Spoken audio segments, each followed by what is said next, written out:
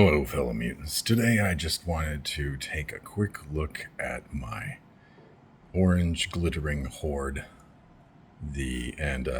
with along with some titanium too. Just kind of review what I've got, look and see if anything's going on, if anything's getting tarnished or a patina that shouldn't be there, or just to let you know, for those who might not be aware, on top of a job that is about 16 hours a day, I am in the process of moving homes, and due to that, I had to pack a lot of things away. And so this is only a portion of my stack. Of course, one should never reveal his full stack to the public, but this is probably the part of my stack that is my own personal taste and style, rather than something that if any thieves want to steal a bunch of copper, they'd better bring a hand truck, because there's a lot of heavy copper in my hoard. But that said, these are sort of the pieces that have sort of stood out and appealed to me, although not everything for sure is in here. And I also have, of course, some stickers from old friends from the stacking community: Pirate Stacker, AG Stacker, and other cards and such that I keep, but not necessarily within this particular little chest that I have, which really isn't designed for holding a whole lot of weight, but just happened to be what was available at the time. And I kind of like opening up the chest and just having a look at the things that I collect. So among them, as you can see, one of my favorite barter style rounds is this Seated Liberty. I don't know, there's just something about this design that appeals to me. It doesn't have a date on it, as you notice on the bottom, something that I like to avoid to not confuse people as to whether this is some sort of fiat currency or not.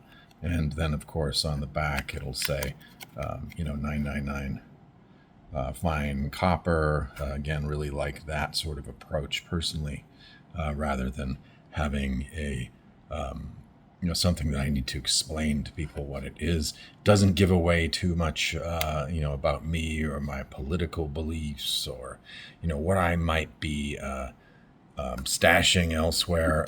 There are a few others that I have which probably break those rules a bit. This is a Mercury Mercury Dime style design, which is similar. It just really uses the design, and says Liberty. It borders on, obviously, as does this Seated Liberty, if you know your history, borders on a fiat currency design, but again, no date, no confusion there. And on the back, I believe this is actually a Liberty copper design. Apologies, since again, a lot of my stuff is packed up, so I don't even have a proper camera. I'm just using the old cell phone here, but as you can see, I believe that this is a Liberty copper design. Now, some of you may have thought from my previous videos that Liberty copper is me, and that is not true. Liberty copper is run by another fine gentleman, and he partnered with me at one point and offered to make these copper mutant 1 pound and I believe 5 ounce bars, which I love the design of. These are great. I'm not sure if he still has them in stock, but of course, these are great.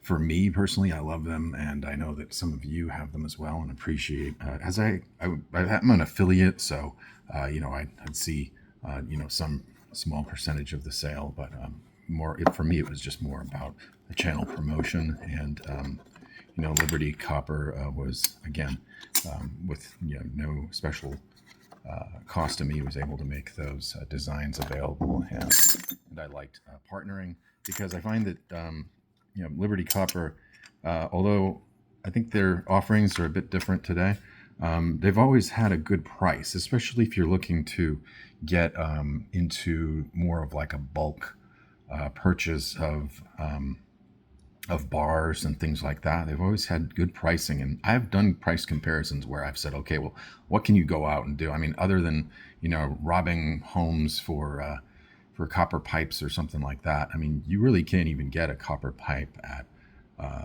just a ugly old copper pipe at Home Depot for a reasonable price. Everything's expensive, even copper wire.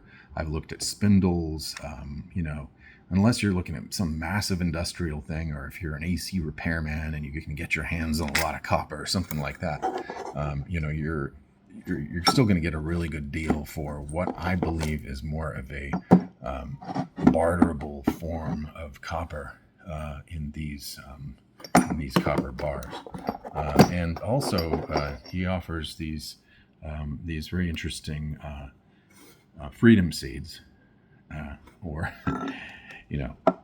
50 cal titanium. These are not actual bullets, of course, but they are. They're replicas made from titanium, which I've done some videos on in the past. If you want to go back and look, titanium has some very interesting properties. It's not the kind of material that you would go to for survivalist crafting like copper, where it can have sort of a dual purpose. If you've seen the video I have where you can, if you can get some old second rounds from Golden State Mint, some ugly old beat up rounds, then you can turn those into something you can craft into, whatever you like in a pinch, right? But titanium has a very different process of being made, and in my opinion is more of a material that, if there were enough of them, if you could secure yourself enough titanium, it has natural properties to resist corrosion. And although I don't recall the exact science that I'm sure I spouted off in one of my previous videos on titanium, oh, and there you go with the little fingerprint, easily wiped off, by the way, that envelops the titanium, this special property. It prevents it from corroding, or from oxidizing, I should say, as copper is wont to do. Now, one way to, of course, keep copper from oxidizing is to put it into these tubes, and so these tubes aren't just for decoration, but they are actually provide pretty good seal. I wouldn't say they're you've got a little bit of air in there when you close them up, so it's not like they're vacuum sealed.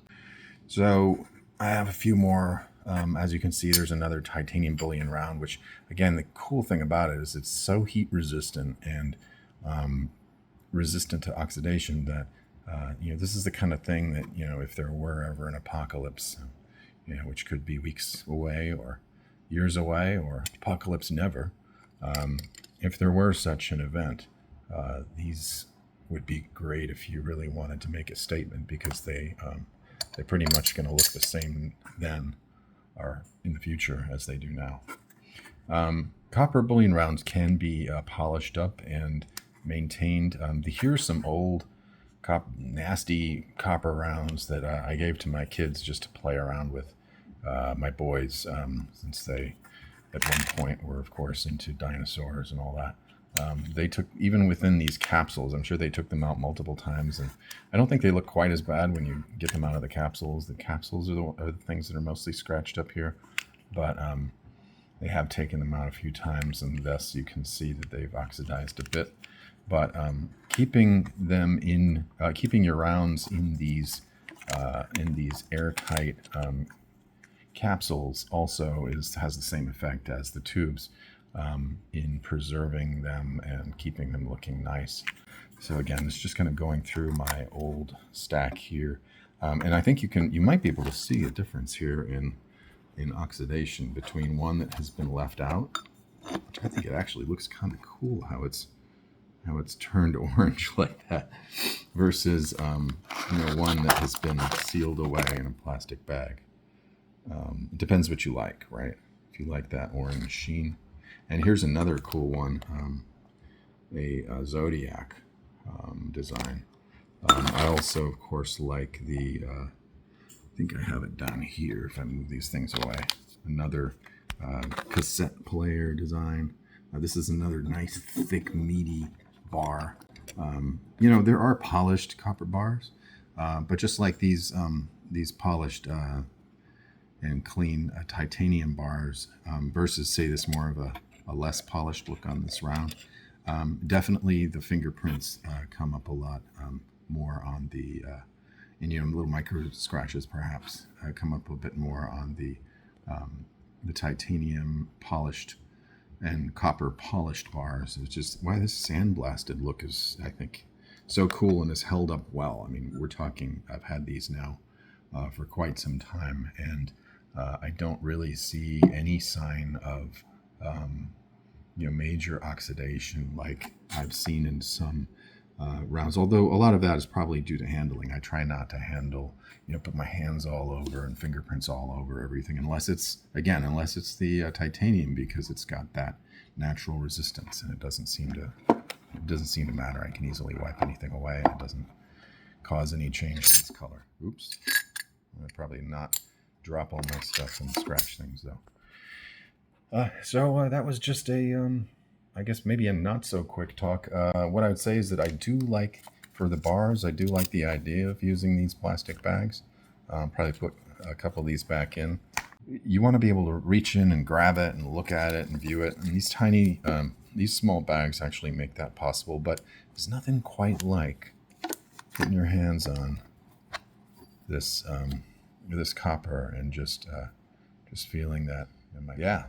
If you've got your stack, maybe it's time you go and I should dig that round out of there. If you've got a stack, maybe just go and take a look, enjoy it from time to time, and that's about all I have here, fellow mutants. So again, a little bit of a different video today, not my usual copper talk, but thought you might appreciate it, as I wanted to go in, dig in, and look at my stuff anyway. So that's all I had for today, fellow mutants. Until next time, it's Copper Mutant.